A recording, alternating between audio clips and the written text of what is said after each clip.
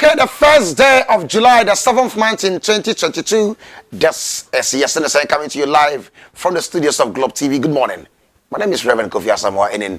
Until 8:30 this morning, we are discussing Ghana, discussing issues of national interest, issues that, issues worth discussing is what we're going to talk about. And okay, you bedin koma for Ghana, when you're doing Ghana, here,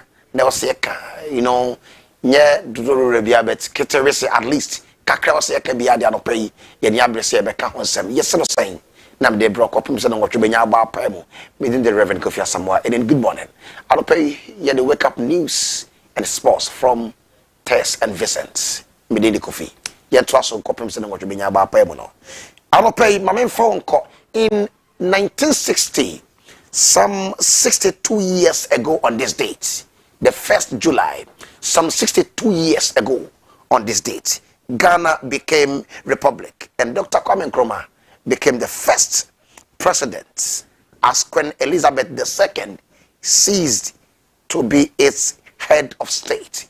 1960, and amphibian afe apem ahenkonon edusia 1960 and Ghana a republic, that is the constitution government.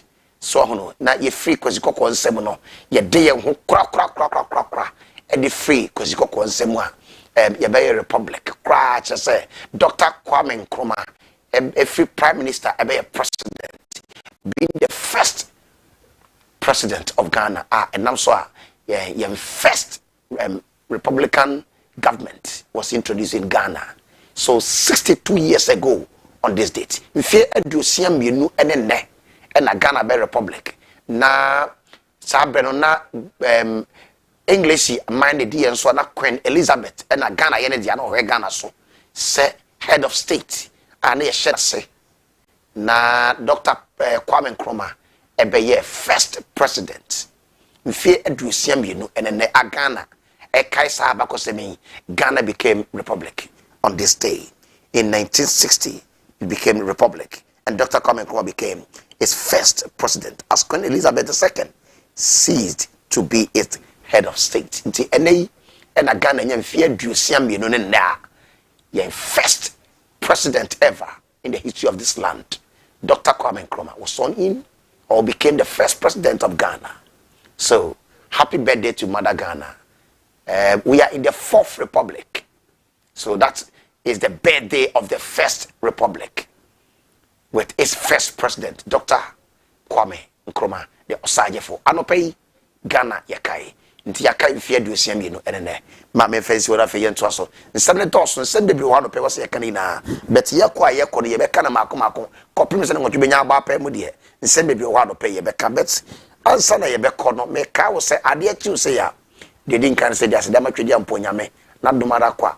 Niema hodo wa ya maye no ne ahwe ho de ho aseda ama no anope de aseda so nko mawurade bebi odi abedri eye hyase adwoda ne apem so ada besi ne ene fie dai nti ye koyenim ye se tete betie no na ne cha no ye nkoyenim na nsama hodo a aba ne ko wankrata no na chi de odi aba na meka o se dwumadi Gifas P capsules and mixture o he manimu a o se zia Gifas P capsules and Gifas mixture and the simas meniming bebenkum so Gifas capsules P capsules papa and the simenim tentenso yi and so the mixture any say that here Gifas ndupano we and topa ye no and we so and mixture no anopai yen hye so yen to aso na de atia ne say Gifas ndupai and the said ya amanfo si nom no bra pebi no mate pebi no na ha de Gifas eye papa bruta Gifas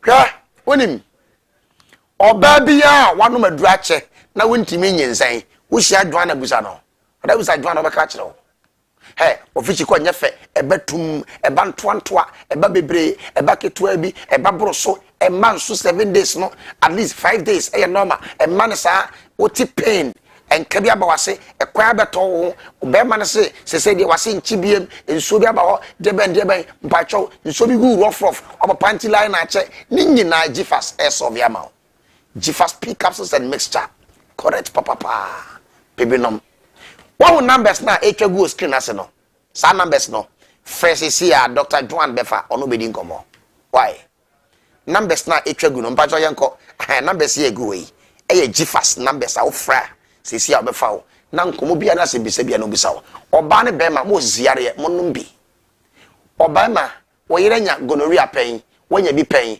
wonya kikaye ana syphilis ana candidiasis white esane mema wo de bekwa koma obi fufo bacho no hoka fonto numbi bema wa ye mre wo mpem ade ne sore a onyina ho ye Gifas nom wade ho anopai Gifas P capsules and mixture na emwa midin de Kofi me kwaba me ba ye bese ato so na yenkoi na ko ankrata ande ode abrami na me nkani na mfa nkyere o e de ensem no de edoso papa na ne nsem ba pa na de ko ankrata de so de na mina no me mboboni na so makoma ko mfa nkyere o na afia no pe ye nto adwuma je de so efri ha na ene me de krata me de fiti ase ne de ode benam de e chenda daily dispatch na me de fiti ase no pe ne dia ode aba no me mfa nto screen so na me mfa nkyere o Bagumia vindicated again. GCAA or case Ghana card as travel document for Ghanaians entering Ghana. Dr. Mahmoud Bagumia ka say amai bebre so watchon krata dia komo mo say obi ba Ghana. Na so Ghana card no Ghana rima pankwa dia without even a passport no. The person is permitted to travel with a Ghana card to Ghana. And also Dr. Mahmoud Bagumia na nense obekaya no nense obekaya na foreign affairs ministry ma meshele ayoko boche e de nse mbe bae e chese Ghana card no enye e-passport amam force Dr. Bagumia ni maguase takata ese ene die enyankopon adaroma wasan ti amana fa ne ho adi na ode sansem no so e de aba ma yenko anime na ye kono na ode foforo ba new sworn in and na me kan ho nsem court injunction BPP mbe still ano ya so mu in ni benkum so wase honom na ode aba said National Petroleum Authority was see classroom bi e de ama nipa wo Eastern region na nkata ho don de ba no peso so krata e de aba mfunyi da ho efe pa meet Bernard Mona, former party chairman and now Demo Pen abanti oda ho was Bernard Mona na ose na oye party chairman PNC say there a bad demonstration of Ghana ha muno didie sana kata de honsem e dia ba onya bia obechechire mu e dia kire wo ma men for the chronicle enfant trust the chronicle so baye na ohwe soro ho no ma obo se ne nifa so ne binkom so sorry Dr. Opuni emfoni da ho Dr. Stephen Opuni ne mfoni ene da ho no se kokobo trial no chachuchi kata akodia dance e dia ma Dr. Stephen Opuni o de honsem aba ne mfoni da soro ho no Davi Ahmad lays claim to NPP chair na eno so no dia ba se Davi Ama o se wo no NPP chairperson obetimi edi hu nkonem anase obefa ne kwan ben so unya bi obechiche mu edi ato anim na ase honom ayoko botwe once ECOWAS not to abandon a vaccine production effort na mameshele ayoko botwe minister for foreign affairs no so what they are desrede edi ato African leaders anim ni abibi mamu nyina se yenhwe na ekoba ne se vaccine dwumede yedi no obi anyine ho amfim ni especially ECOWAS countries no is answer to manim imperfect constitutional rule is better than the military regime. Ghana Bar Association edu betu dwa say the constitution ebu man na sa anko ya so wonfa so esene say ye the military for ne be bu man no nti wona ehwe abantu go wasem no mo na nwene ho biem what is answer me ato manim adope daily graphic enso so di bia ba me de ne beto so na daily graphic de ba ye no ena wo hwe se watwa kwantempon bi pavement and now flower beds na betuga with the median being cleared at last na we and say na no nkata ne bi by say wa akwan hodo so no hwe pavement hodo so na egura age ho afa ene ka bi ba ohun nanim na wosese de ene ye bom no mpanyimfo ado wode ho sem ede abetudwa no pay kata no ede mfoni abeto honom na wode GJA for de no so baye na eno so ede no na so the supplement supplement on mining industry and so abetuma wonya bia ehim wode ho sem beto honem don't place premium on private gains watching it tells African leaders and also unya bia de opache no what the honsem ebeto wanim na and also edie edono chese e kamea say bi man payinfo edie anim no ebrebia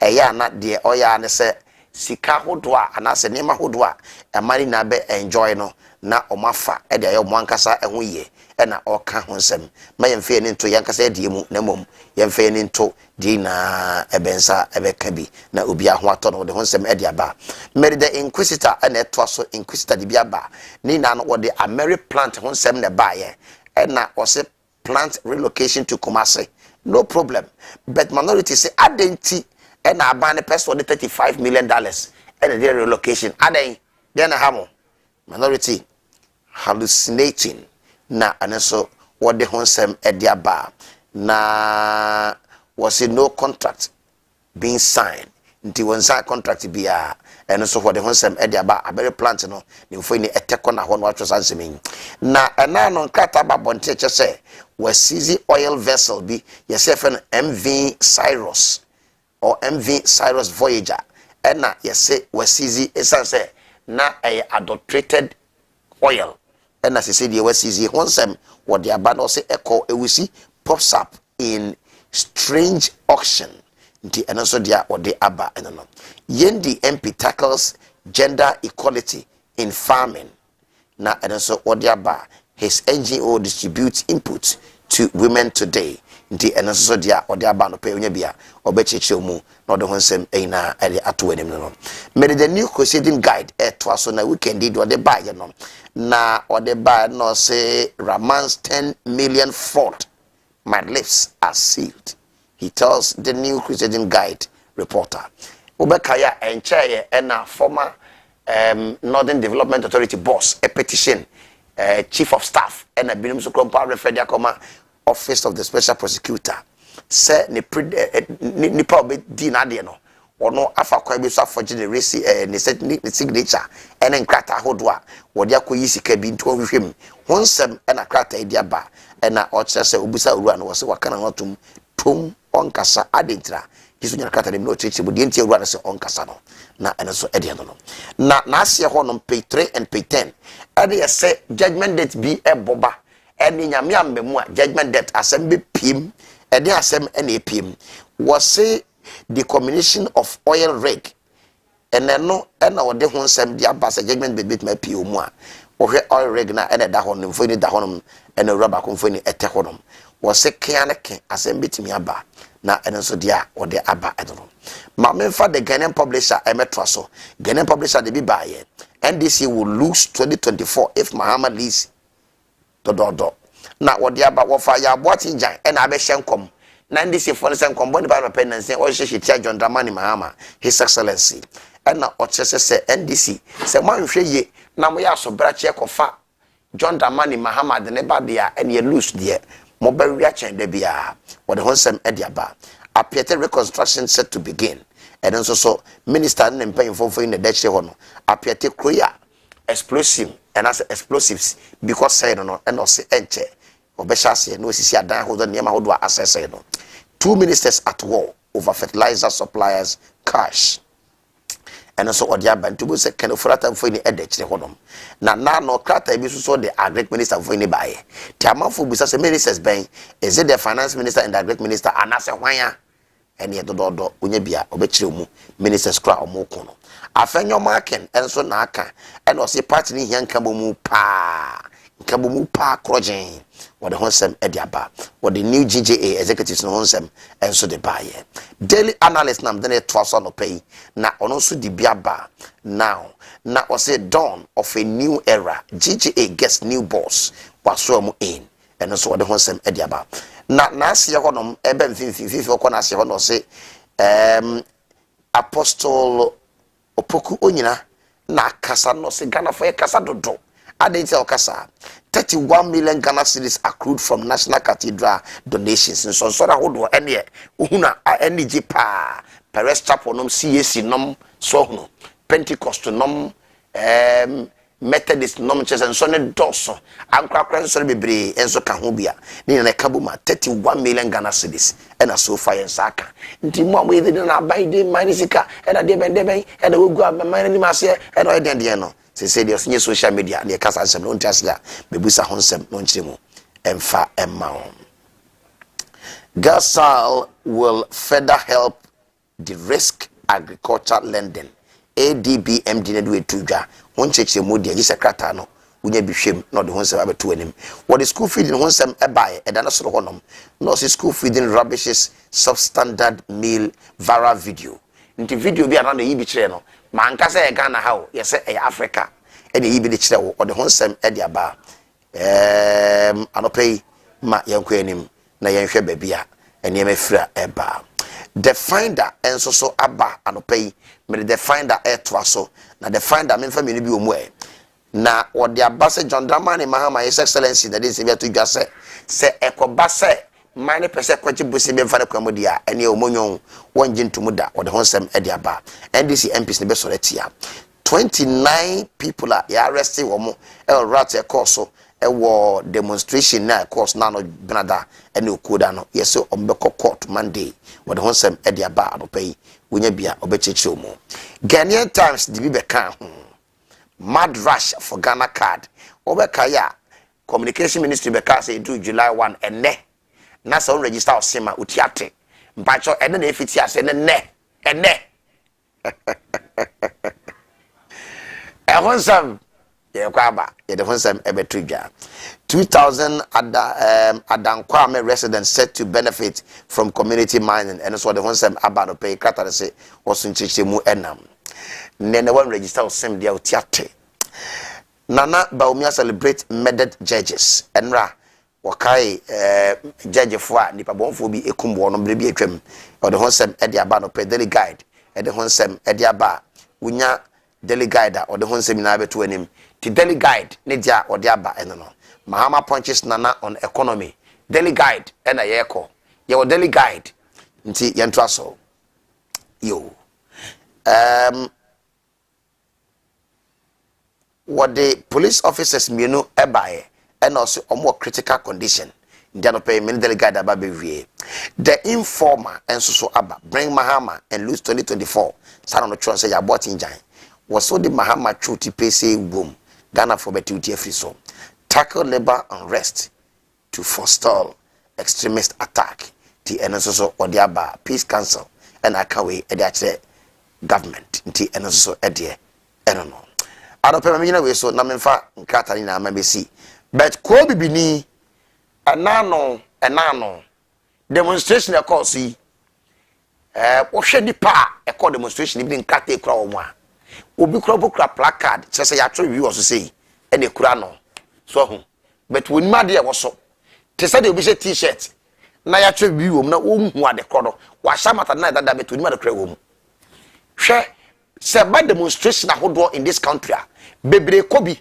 but one akọ demonstration no wonim gentia okobi because ebi wo nipa bi wo mu a on the political party mu anase nadafo bi wo mu ntina odi akira okọ me pese be di videos mi bi kira wo odi videos yo na hwa ade se obi akọ demonstration wonim ade krontia okọ wonte demonstration na se placard ne kura no wonim ade kura ya kire wo so who papa the state of your democracy any illiteracy level no e was so na ko bibini what that sabra no man kwaso hwe video na memra sisi a wo de hwe tie sound wo chire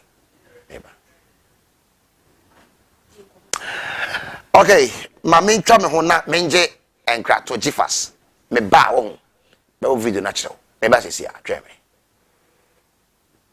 hello your friend is of Mami na Hayford me yen century me say actress and then you ma hodo pii ekeka ho and na madwumadenti mapo me den ho hia me papa na se ban mapo me den ho dia eno ane Jifax mixture bonje Jifax mixture nti mitimi gina pabwa tenten so just say Jifax mama your best mu ankasa me nia be ma ebema wo so wa ye be mama pa senti a meji Jeffers Mr. Tumpre kopani say eduro no ho te ye de afa abefu nimdie kwan so eni fidie won suom e na ye ne friendship kroje ye no nti ma ye resade enu wane Jeffers Mixture na momitie enye ma penfo oba a o ma akwala no fo ana akwala onyanya emfie dumienu FDA ahwehwe sa edwadie nkrato yi mu agye atomu se eye Jeffers Mixture pa pa pa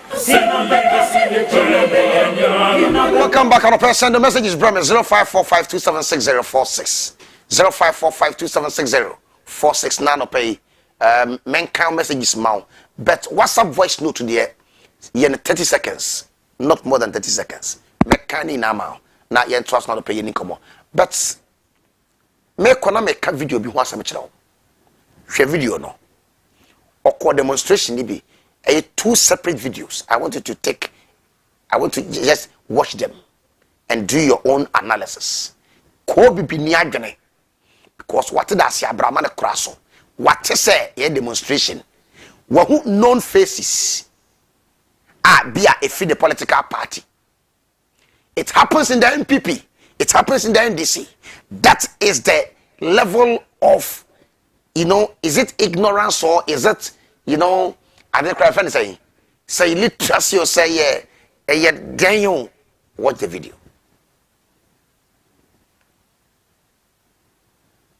Okay. Yep. What is written on your program? What is written on your program? This one. That this one, it be sure. Everyone, It be sure. Sure. What's the meaning of your program? This from the NDC. NDC.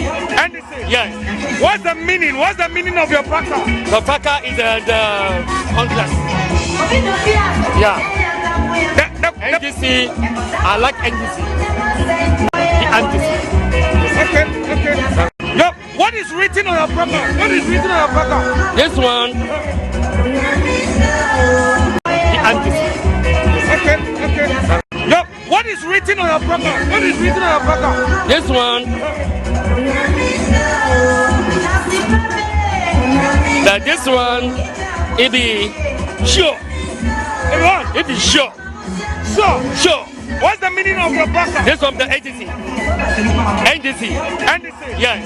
What's the meaning? What's the meaning of your program? The Faka is the contract. Yeah. NDC. I like NDC. I trust her. That's why I can hold this one. Yes. What is the meaning of your program? My father is the NDC. Okay. Yep. What is written on your program? What is written on your program? This one.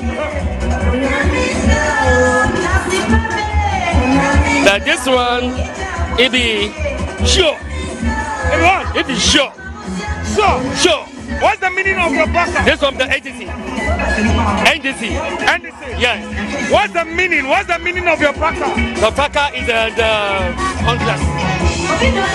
Yeah. NDC, I like NDC. I trust her. That's why I can hold this one. That's why. Yes. What is the meaning of your brother? My father.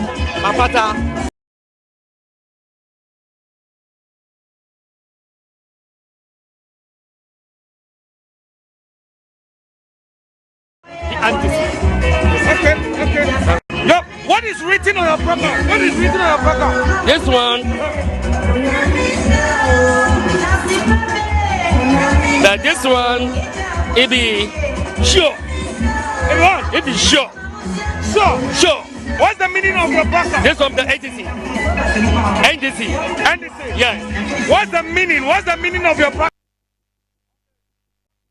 The placard was say, sure. It be sure. No, say, what? I say, sure. Me, I love NDC. No, we are not making mockery out of this thing, but at least there is something to learn out of what is happening.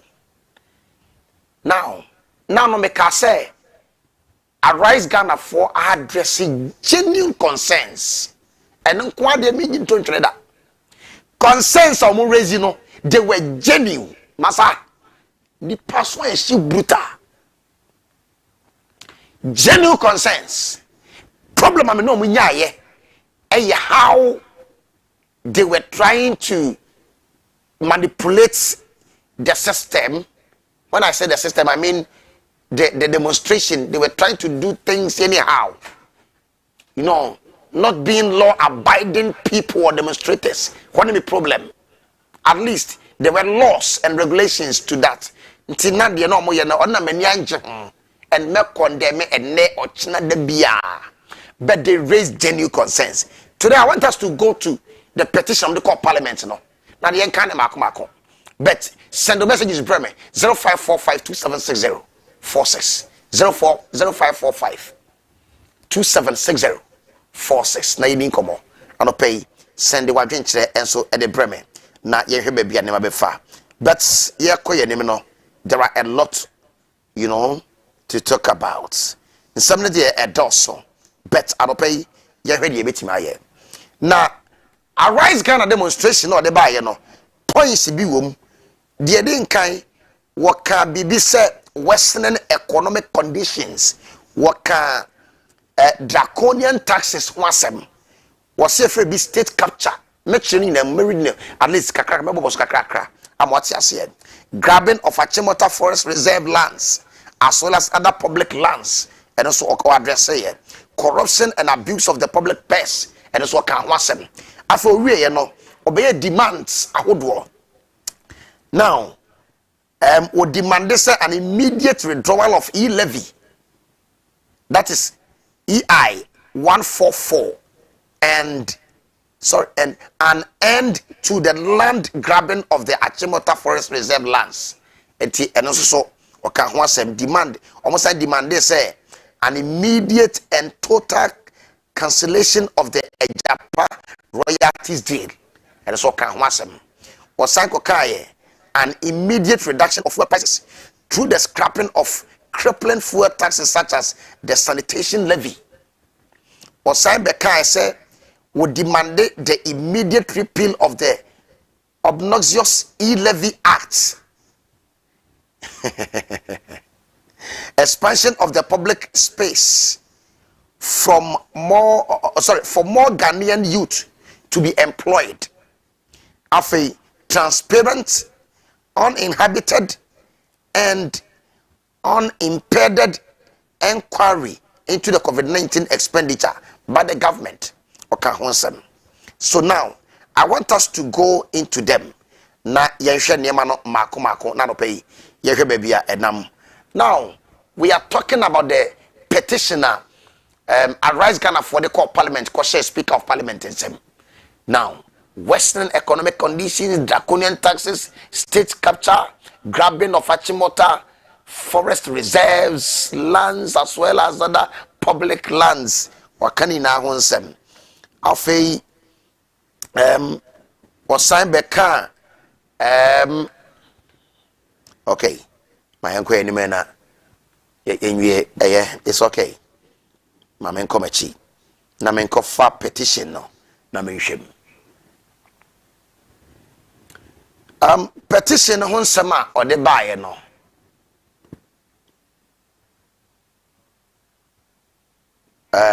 Mamenkai petition no fanchiro na no pay ento aso. Na yenko yenim. Na petition niema hodo a ode baaye no.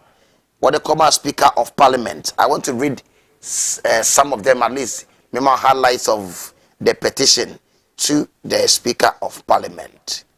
Now, or say worsening economic condition or can wasem and or say speaker, Mr. Speaker, there is no doubt in the minds of any Ghanaian the worsening conditions in which they live today.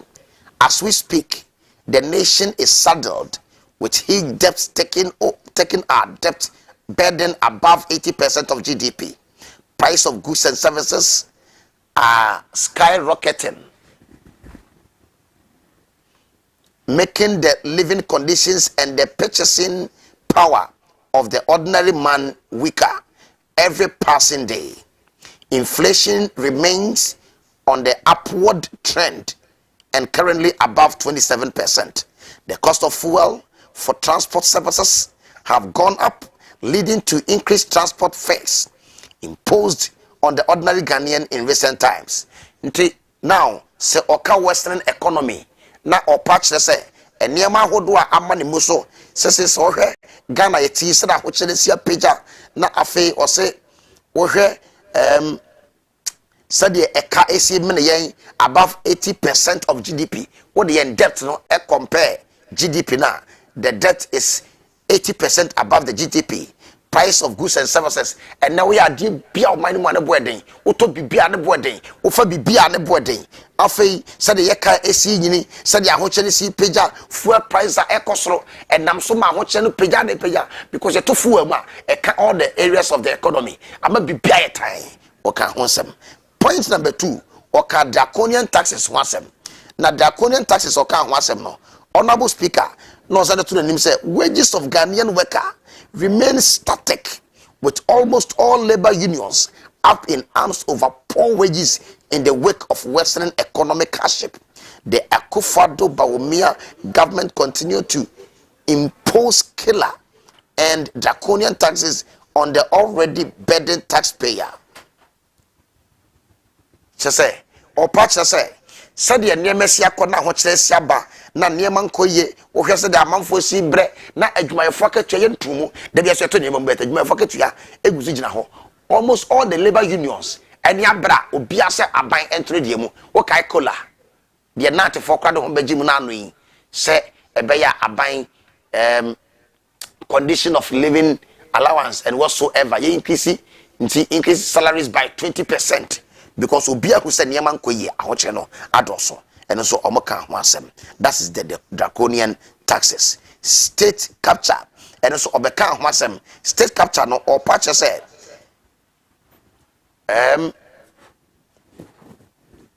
also state capture. Yet, regrettable legacies of President Akufo-Addo and Haj Mahmoud Bawumia remains the unprecedented levels of state capture we are witnessing in our country today.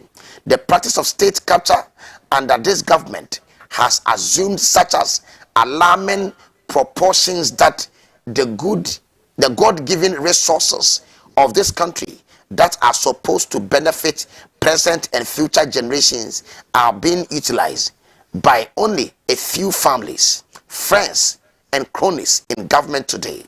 One of the most bizarre yet bizarre display of state capture has manifested itself in the unpopular decision of this government to monetize our mineral resources in perpetuity under what we consider a fraudulent scheme dubbed a JAPA for the benefit of a selected few. Or patch say state capture no. Or patch say abane fumfa mane niema hodro e de okaya bekeka nsase honsem ne niema hodro abane fumfa e na obe center on a japa deal say a japa deal na abane ni abrea yewra kenofurata se adne enkoda ye enwu ye ne besan ba biem no eyade a aban na ye na ode ama nkrofo kuma bi a omonye omonkwa na ganafo no magidi efi man no ejapade atwedi ampo nyankopon ne odomankoma de adom ye ni mu oka ho nsema be chechire mu edema ahodo a aban na ye na gwen se MPP aban yi na Kufuor ne na ban e na afei na busuafo epese fom na efa eman ne ma ahodo e na okeka ho nsem na ene so dia no pay ode aba eno no nti ejapade ne die omo se ne emma ne na aba ochna enwo se eba afei grabbing of Achimota forest lands ene so obeka ho nsem wo hwe de kokoba ye na no ya or say few weeks ago we woke up to an EI 144 which sought to declassify portions of the Achimota forest as no longer a forest reserve. We hold the view that President Kufuor and his land grabbers in government were only hiding behind a certain historic claim. Not just say no so no. Na anope the opportunity say President Kufuor kwanya wafa so a Achimota lands already pay say John ne na yimu ya ne wel yimu ya na e ha adwen oh e problem nti wakane na ho nsem se aban ne kwanya wafa so a opese nsase ahodo ya aban ne man ne dia opese ofa ni na no oka ho nsem na enso edia adope obeka eno no de toso num was obekasa for corruption and abuse of public purse aban ne ba no obeka fa protecting the public purse wasem so the Arise Ghana for no HSA Arise Ghana holds the strongest view that corruption remains endemic and pervasive under President Kufuor and Alhaji Mahmoud Bawumia, who have turned themselves into the greatest enablers and promoters of SEN. Despite being the most resource government in Ghana's history, this government have wasted all the unprecedented revenues that have accrued to them, totaling about 500 billion Ghana cedis, mainly through profligacy and corruption. Or patch that say, abaye social in the history of the country, and yet, ne February I say me no one dream papa, but still so maka and they may change the media. But to say abaye o hwe Ghana bako se mu a aban bia ma ye sika ba ne nsem che aban we da no mo so no manti man fa anya hwe o ma fa kwati kwan hodo bi so a che sika na di che se e the corruption keta se po ne kankan ama man na boka ya mfa anya de pa bi betin de nsatene so se sika hodo e ba ban ne nsem a in the history of the land o na ye sika pa no e bia kwan se so e na wafa o di sika na bobra ma o man no nti ni nyina no wohwe aban no Dr. Mahmoud Bawumia and afei ne boss na nado kwan ofas no dia na kese niema enkoye na anopei nsem de bae enum a de bae no eno no na owie no sanye demands o address issues we no nyina message de di nkan o di nkan kasa e de fa worsening economic conditions agana for ho kire wonom e na obeka draconian taxes ahodo to say yi levy aban person de beto Ghana for so enu achi osa ebe kasafa state capture chese niema hodo a eya aban de ya ne resources anyakopo de dom yen na aban person fa na afi obe center o ejapa deal say eye fishy way a person de be hwa fa ko be fa niema eye de ya afi obeka Achimota forest ho nsem a aban ne mu mpayimfo ene man ne mpayimfo ayomagin se fa no befa obeka ho asem ena afi owie no obeka corruption and abuse of public purse eno no na opatche se sika baban nsem che aban bia wava mobra bia wawie ni na wadi ne pasa anopay yenkwe na demand ahodo a woye no and na oche se they demanded or they demand an immediate withdrawal of EI 144 and an end to the land grabbing of the Achimota forest reserve land. Nti Achimota reserves no na opachre say 1 EI 144 yen withdraw na afei kwan aban na fa so peso fa Achimota nsase no eno nso so yengu no. 2 also we demand an immediate and total cancellation of the Ejapa royalties deal. She say Ejapa royalties deal no ebeya banishe na ujem. Now we demand an immediate and total cancellation of the Ejapa royalties deal, as same is not in the national interest. We are unable to sit aloof and allow a few individuals in government to appropriate our mineral royalties for themselves and their families. Or patch say, Abino ebeya one train sign Ejapa royalties deal no. One train sign one trim crack na one papa siem for jantum na one pants on kotugu. Ezan say enya dia e one minor e ho dadwene say be boa man ta achi na mum nipa ko bi na be di ho da achi no nchirima e na be benefit na manfo ina ebre ne dia okan no afei we say we demand an immediate reduction in fuel prices through the scrapping of crippling fuel taxes such as the sanitation levy, 10 pesos on every liter of diesel and petrol. We believe that this, if done, will provide some respite to the suffering drivers and lessen the burden of cost of transportation on Ghanaian as a whole. Or patch say yetete fuels neso, fuel prices neso, kwan be so, kwan or patches ne say taxes bi wo fuel neso ya na ehia. 1. Sanitation or boiler tax. 2. 10 pesos on each liter. They are so. Amad no kwa de koso se we no mu kwa krampo no. Sa ban ne hwe na so yi free mu a. Enya de ahoche na abeto yeso ane. Ofo ka wi ado nsaguchi no. Ebeto akoso ayesa. Edi abane hwe na fuel no onyi sa taxes no ne de aka. Emfi so na Ghana fu komu hare yen. Let us 9. Additionally, we demand the immediate repeal of the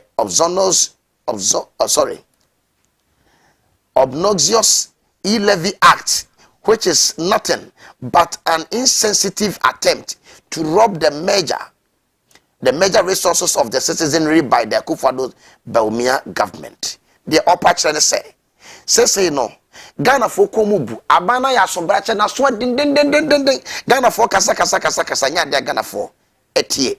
And this is here the upper channel say immediately yenyi e-levy free honom na e-levy no abeso Ghana for koma is in the produce 10% out of the proposed or the suggested revenue say nka etim de ba no entim mfa man yenyi free on Ghana for musa ni ho na ayekaka motobi hu Ghana for e-levy abe kaka motobi a etete Ghana for. Demand number 4 now we say kwan Akufo-Addo aban na afei Dr. Mahmoud Bawumia aban afaso a owia Ghana for Robin said there will be classic and to the bokro no. Demand number 5, we demand that in the wake of heightened youth unemployment, the ministers responsible for finance and employment should take practical and pragmatic steps to expand the public space for more Ghanaian youth to have employed. The opportunity say, Minister of Finance, NFA, employment, Munimasum, Namaswa ding. Monshe, Namika Nema money. Na enema hold us and we are money, and Munyanina. Dear Hiano. Na enam so, Emma Gana Mabunia Jumanye. Na bibre, and so Yenda was a dachi, we school being Biaye. So 90 million energy impa. Abembarka Kamanaye. Na Ediasum Jaba. And some more kind of tough boom any binie. Now, what shall some who do arise Ghana for the Abaya no my drain? Do they have a point? Issues of one address from the very beginning. ABC okay issues are hodwa or my address ya and then some more kaya. Do you think that they have a point? And then some hodwa no pay me person yes na yedi ho nkomo. Now, obetime enso do adwenkyere e dia ba 0545 2760046. Na nsema hodo already from consensus hodo already here and na afei demands hodo a ehim na nsema work no. Do they have a point? Ono mo ya adwen. Yera John Dramani Mahama His Excellency Ghana Mampani dada. Wabeka nsem bi na nsema hodo obeka ye no. ne se mo beka ye no na opache se ntemara mampanyina Akufo-Addo ni ministers ni bi hono mo number sankofo won pam wo ka ho bi na Ghana ebre ministers ni bi ke say wonim de oye obeka before parliament vetting committee nanimu a wonim de oye mampanyina ka say yo eno se mampanyina hwe na sankofo ni na no won pam wo mu ina mfemfra ban nim na enam so ema so dwie na ahotosonko emfamra eno so ehonsem mampanyina John Dramani Mahama beka ho asem wona ne ya adwen wo say owie no obo finance minister din say papa no wa bon papa on a book economist a background wonim hwe efa economy ho wo de honsem adopay abeto no ma unya bia wo de munjechire mu ina abeto wonim na ehonsem e baaye no ye John Dramani Mahama ne nkasa yemu no wo sa de nsem foforo esanka ho se wo hwe ade na sese no kamia se abane person for kwani say na so loans bi na de bi wo se NDC MPs won't support passage of new loans without special purposes che say ye beje bosia bia ye ni kwan afa so a anasa ade ade ba beye obeka ya aban in opposition aban we na ka say Mahama na administration law mo ye bia fe no reckless borrowing mokai reckless che say I say me pese me kan twi oh I say sebio nyansa bia nhede ni ho nim de nhede ni ho I said ye o adna oye no wonim de odekwakoye eno ansa kwaje bosia no I said ndi John Dramani Mahama His Excellency say abane ye na dwene say oba kwaje bosia bi na wo de ababa ye nema ene nya de NDC MPs ne be support o we no say economic crisis no wo say no ba bia nema koduru no ho Ghana left with no other option than return to IMF bailout. Was say no baby akodu no Ghana ye ni bibia be ye biem ye nsase fom ilevia abane ka senka or de ba be easy the pressure and the burden of the Ghanaian na fe and I'm so to my infrastructure and you start nya de ade no was 11 e produce 10% mo abeka yo gabi o kire da ko na beka e kire say produce 10% it is that here dia e de abane ko IMF some na mo jo nu some nko ho ndi mo nko ho na afi enam so e ma Ghana ya ho kire bebrebe no etuntwa His Excellency John Dramani Mahama eka ho nsem now na odeba ye no ne nsem obeka enachi no na ose say no say finance minister sa abana nkoyi na dia na che say problem e dia ba say Sam George so beka bi no say levy already brain dead say kwan fa so aban no and they them beji levy ni be pass it we will pass it they can do nothing we will pass it and that hono Ghana form pe ti amanfo asoeve what the honsem e dia ba now nsama hodo on dey bebre aba no pe ya yeguso a yedidi ni hu na hodwa bet mbobo ni na so dia chona fei masha ase abefa wayi Akufo-Addo and his team have no clue on direction Ghana is headed. Akufo-Addo and his team have no clue. His Excellency John Dramani Mahama and some of the kind of be. I don't know, say, I'm being a good father. Is as I been a pim. I said, Bruni coach Bia Obedi, coach my Black Stars. I been a sign of in my not me change 1 year. Or say, hey, baby, I do no. Man, being a good father in the team no. Or Munya dream be a beam. Or say Akufo-Addo and his team have no clue on direction Ghana is headed. Say, baby, a man econo. Who do you be? I say, man, eco. Ditch make a President lost time and a President Rollins Becker Simbi was you turn bass no eko and at Yafaso and will be a quick house Diama Draba and say onje na only because order and that be so man be Germany chewing stick so on me now when you are confused because mine quad echo ditch and now President Mills Becker said we are cow not feeling for still simrel. Some Becker is answer no. I don't pay ye general so nothing some hodwa a buy no. Ye dina be simajwa drink you may even no idea. Jiffas pika sauce and mixture. A new pie a boy and there be a marriage media brew. I don't pay one hour swim when it made in the brew. One can now one or Barney Bema, my poor baby pay a jiffas. And ye Bema, Seko Barney say I don't pay what ho na a beer. Uber pantin na o pantin subia self bemanim na a chill bemanano. So who just audience you go a home and nane answer with me a raw mpacho we ya papa oko bi nso abede yes I would so kakra mani pie man benana and I say I feel that interview oka and now so dey ko washroom e bad when you yare when you infection e bia when you gonorrhea syphilis candidiasis oba one modu man ko e jawade bi e fi ho no so bi go rough abo panty line ache wo ziare bosom so fichi konye fe untimi nyensan bema yese wo low sperm count nkoto adru bia toji fast nanom woni beje pa anopai woni crash na dwumadi ebrewo shene so na send the WhatsApp and text messages and SMS breme 0545276046 0545276046 ni hu nkomo anopai mamenko ahoma ne so na yensha se ni nkomo 0591228584 0591228585 0208440943 na no pay mensha se da memfa ne nsema hodo a aba no yenni hu nkomo nsem petitioner the Arise Ghana demonstrators and the Speaker of Parliament nsema hodo mo raise ya consensus mo raise ya and afi demands ahodo a o ma raise say this is their demand to the government sa banehwe no nya ho adwuma no ono mo ya adwen do they have a point o mo point bi wo mu e ne kwan so who is saying what is your view, what is your take on the matter and pay yeni hu nkomo first caller ya first na kase free na mentio Nebra penini bata wonya kitwa odu failani audio mamentio wo benchi zango Nebra penini yakopon shirao empejo nya ukasiantu nkwama ede bia wo sorimba aduma pana mai kana enkonda nimpa bo nka GlobeTV aduma ifunyi na mcha na gulo yo fushajare aduma wura na mcha MP wana bo Alhaji Sidu Haruna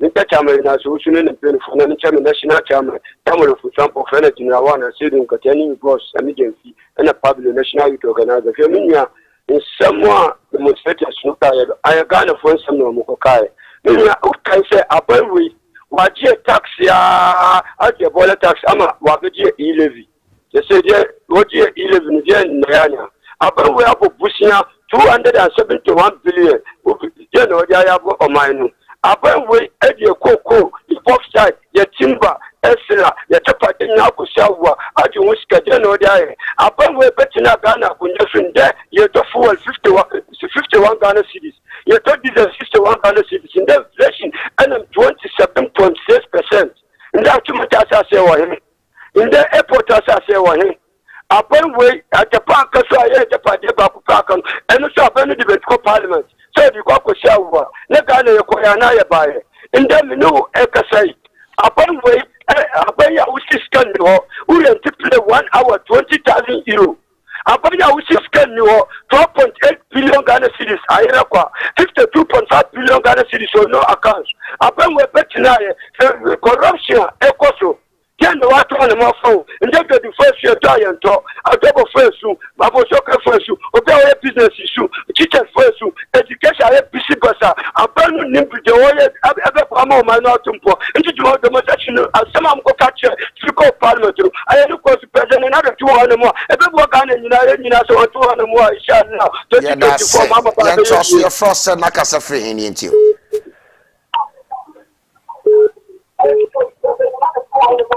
Asamoah. Hello. Asamoah. Udine be bia kasa free ni ntio My name is Alhaji Aning. I'm calling from South Loop. Yeah, Asamoah, thank you to have me this morning. Before I proceed, let me send my existence to First National Vice Chairman and Chief Audu Soprano and Excellency John Dramani Mam. Asamoah, there is a wicked government, government who doesn't care for the people in this country. They see the council conveners Arise Ghana demonstration. I think they write a lot of things. But see, when we talk about the hardship in this country, many people thinking that some people sabotaging the MPP government. We did not sabotaging the MPP government because government itself sabotage itself. Because what can you go through without no any reshuffle in your government? Who is performing or who is not performing? Does it mean that everybody is performing for MPP government? This is just a simple question and we have been asking always. So if you think for the country to move forward, unless you make the reshuffle, tackle the finance minister, stopping our state land if you take stopping this the easy, I think many people don't have that for the Akufo because you just saying that only easy can let the country survive. Yeah, that's it. Your first son, because of you. Yes, we didn't be because of you. But you're a man, I should have sent Coco and then come and decide the mission station. I wish of Yamisha. But your mamma, one change is going your mamma, baby, young commissioner. But you oh, unfortunately, we've lost him. Your first son, because of you. Hello? Hello? We didn't be because of you. Good morning. Yes, good morning. Zach. Good morning, Mr. Asamoah. Thank you very much. Greetings to you. And today, let me ask of your family whether they are doing good. Very well. Very well. We give thanks. We give thanks to Almighty. To all group workers. And Mr. Asamoah, you have never told me that you have a communication with my honorable. And it always disturbs me. You should let him know that there is somebody dying for him. Honorable Sam George. He's a man of dignity. So they shouldn't make mistake to change somebody. If they do, they will regret. Like we regret of taking your mama out of power. Now we are now sharing tears for your mama to come back. Mr. Asamoah, when you are having a fight with a liar, you don't go and burn his house. What you do, he will say he's having billions of money in the house. So the only thing you do, you go and remove the roofing sheets to avoid lies. That is MPP for us. You said we should allow e-levy. That e-levy will come and change our life. We cry. You said the tears we are crying is not enough. We cry blood. You said, Chinchena, you bring e-levy. Now e-levy is here. And you are not telling us that the way things are going, e-levy will not favor us. You go to IMF. Well, you know the same people that were saying your mama is the most person who borrow money more than everybody. The IMF is not a solution. So today you people realize that IMF is not the solution. But I'm telling NPP that if they want to go IMF, then they should withdraw e-levy. They should bring back toll booths that they have locked down. The innocent people that was working inside the toll booth, they should bring them back and let the toll booth operate and they remove e-levy. If you don't do something, you don't, in the name of power, you don't say you can do it. Hello? Yes, sir. Your first son, accept your name in you. What about so, Reverend? Over. Now, come to say. Come on, now, swear. You want to move. What I say, Nadia, Mamma, my number, and you, I'm sorry, Nadia, Mama, Uncle. Because we are. And so, Tomo, I said, call me, call you, Peter, in the car. You told me, I'm from my bar, never know, baby, and my bro. Oh, Kafra. What I'm saying, I who don't have and some your mind. More say, third banner headline. Dead good man has spoken. Banner headline from an apartment. Then, Arise Ghana, this petition, throw it away.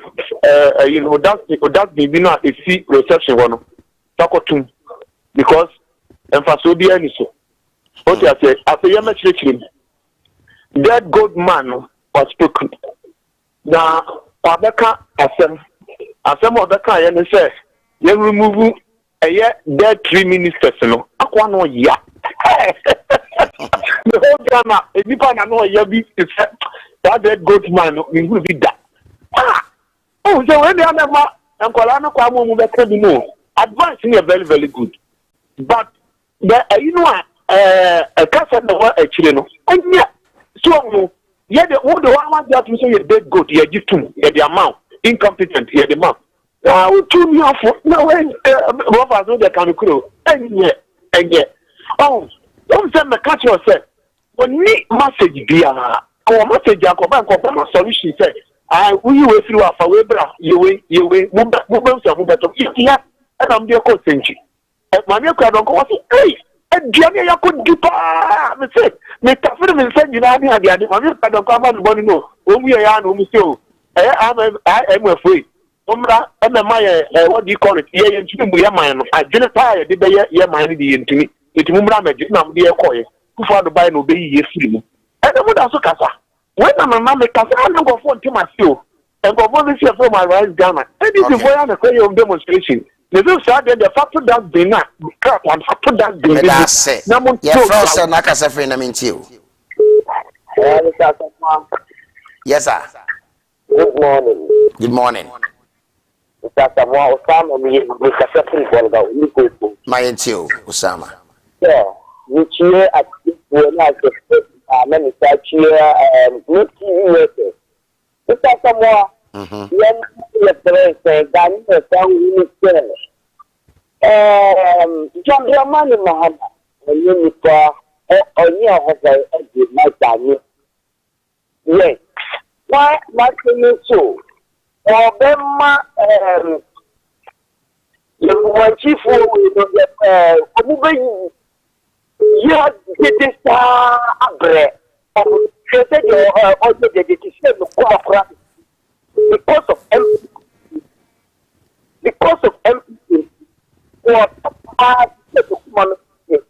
and yet now so young the second incompetent coming what happened you and look at young who therefore and son yes you are no time said the country we all think that yes on social or on you when you and then and now on to him yes Daniel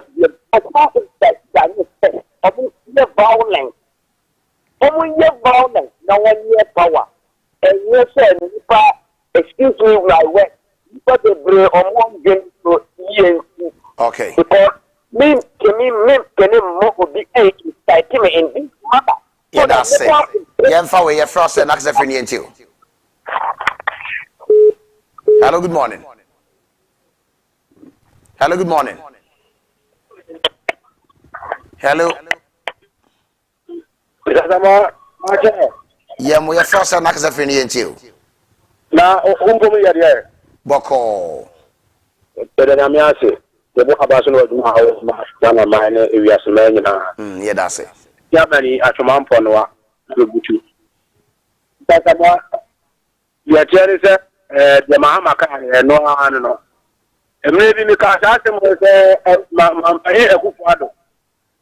and I'm going to the ministers and Mokano. But I'll say, hello, good morning, your Frost and Access for you. Dear, yeah, and the other Chumampo no, Casofa, the Benjamin, Me and you. Diane, and up pump, Papa, or Hannibal, and a pay on for commando to show. What's an infant check a few more din, and near Bassabo, a money, my partner, some power, some more my Ghana, or incoming MP, or Chumampo no constituency. That's what I mean, Ghana, and Nibia, and what you say, MPP, and the Omoya on your phone, Mamoya on yourself, or more say Ghana, Bogana. When by sharing some money, they would take you here. A dear say, MPP for disappointing and for papa. You may say, you are your mamma, more new. Nancy, so your friends say, in summer, you run and they could for being the bow me a catchay, near Cotuabama woman. Now, feed your chef, Modi and Tansa, Ghana for your Bonibia, or your Bonia, and say, Yakotuaban and Ekufado. Nobody is the but I say, what did your paddy, what I wish him to any fool we did as a sample for me and to a gun in such a would do MPP among your Kumu. It's a woman but I be at the Magana youth. I never go upon it. But that's enough. Hello, good morning. We didn't have a film you. Hello. Hello, Reverend. Yes, sir. We didn't have a film you. Madame Mapatu can tampo. Pato Mianco. Babenda Wasiano pay, and pay what our mamma for Wapenya Sonchia, who is regional Tamai IP. La Machia, Kumi Francis, Communicating Director, Officer, I will, Kitachumano. Ah, Reverend, I don't get it. And somehow you have to get the Mudunia. Now, Yamaka Pontia, let's such a respectful now. You are Mama Ekano. Let's such a result now. And you say, I have a side of Luna. And the people for the bow. Let's suffer because your father said, baby, I got a good say. Tell you, be you. And your ma, a postal over a man without to know. As soon as you can make us say, hey, the whole your attendance and send the because all even though your currency you could enter water. What you say? Enter water, enter your course. And more fully, I get down more. Buy a cacao, and you will be a shoe. Abandon our walk. So just say, open one of Casacua. Now, all of them one of us would the other day. And the entire time, you better can say, you bet me I had the assistant near my people. Nothing that they actually be a woman to my day after I am going to you. What the hell is my account? What did you mean? May I say, your first and access in a too. Hello. Yes, sir. Yes, good morning. I'm a better. Your first and access free. Because your friend Haruna make us a free, a mass book room. My into book room. Good morning. Hello. Lower TV no net your phone in mommy. Why? Yes, I a bit confuse you. Why? Hello. Hello. Hello. Hello. Frost and Nakasawa. I'm so kind of credit to society. The American can say, Ubu was a bridge memoir again. They see a country amount for my giving the part which Mamma Sani Pano can only be kind. Oh, one the very kind. For Casa bridge memoir, you know, Ramanoni by the idea, Omono, Omum de Moka. What I am, yes, sir. Sabi, any copy of memory, short memory. So, I brought to Quaka bridge when you could pay you. If you have to send a school, if you are Chinoco, Mako, a bridge man. What you have bridge memory that you have said, baby, I did not force on the fever. Baby, I had the force on the fever. Baby, I had the young Hajibos. Baby, I had the now in Cocotamua. I ain't I did. Your mom running a boat Punaya Papa. She can get a taxi shop and a poor Cancano. And I'm a more drama. No, because about that, no, you live with your account. The child of this amount of coverage. No one tell me no one had a part of the corner. That was our man. You have one more man to check or so. I'm not telling you propaganda. I don't know, can you maybe a woman? I bet so beyond him, 70% in Sabano or more homo. Oh, one customer that may now you want to a Dutching Chimana bar. Or my city, or my high. You are more credit now to one of the cousin of our baby. Baby, I didn't say. I'm not going yeah, for first and access in you. Hello, good morning. Yes, good morning. Papa, our cousin is here, my one about the past. The woman is your frost and access free. Your frost and access free. Your friend David McCaffrey Walker. Ain't you? Obiba, I'm a more focused and the own compensation. The basket here so to come to one. Yes, say a man more eggs and peniful in Yadia. Mumma, you politics and 20. Nian can your money yet, you want them. Nian, your politics and I, your money to be a criminal. MYA. Obi to make up your control for America. I do a support in our American Omate. And the minister be a sorry American or what you would do. And you could buy a dad so. That's what you would do. Mama, I can't print your mind.